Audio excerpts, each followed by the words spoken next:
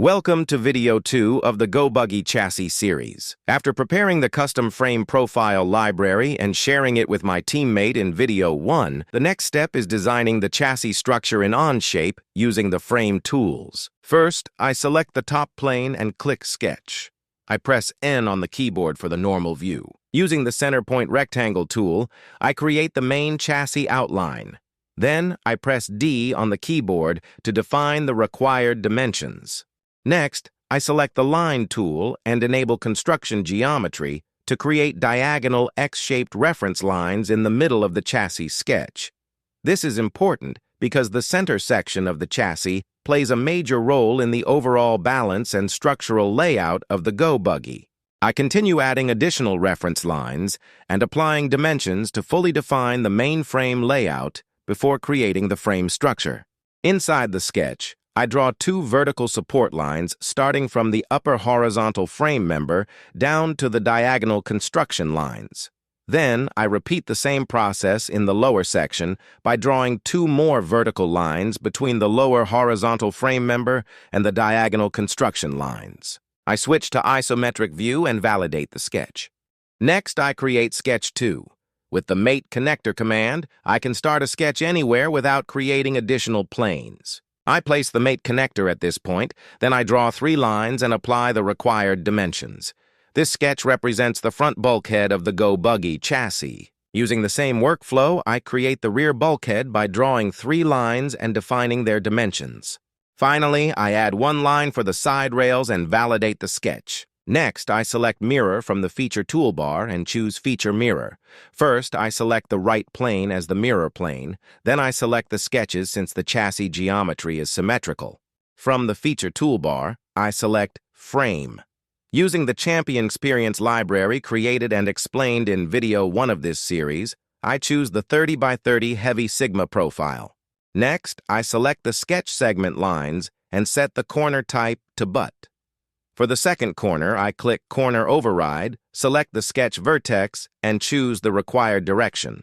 I repeat the same process for the remaining corners. Next, I unhide the first sketch and select Frame again.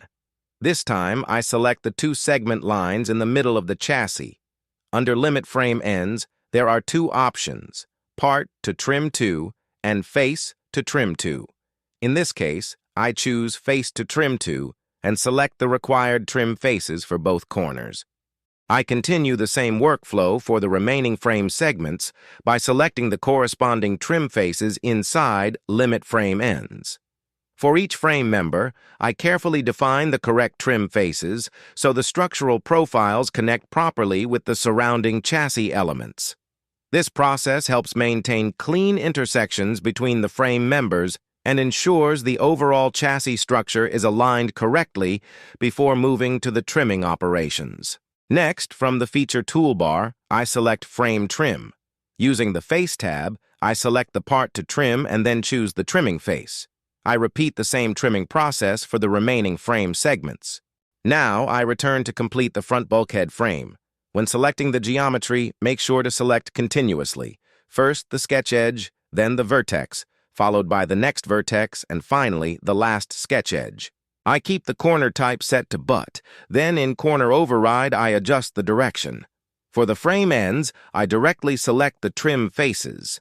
I repeat the same workflow for the remaining front bulkhead segments until the entire section is completed. For each segment, I carefully define the corner behavior, adjust the profile direction when needed, and apply the correct trim faces to ensure all frame members connect properly together. Then, in the Frame command, I select the two vertices of the segment line and define the two trim faces.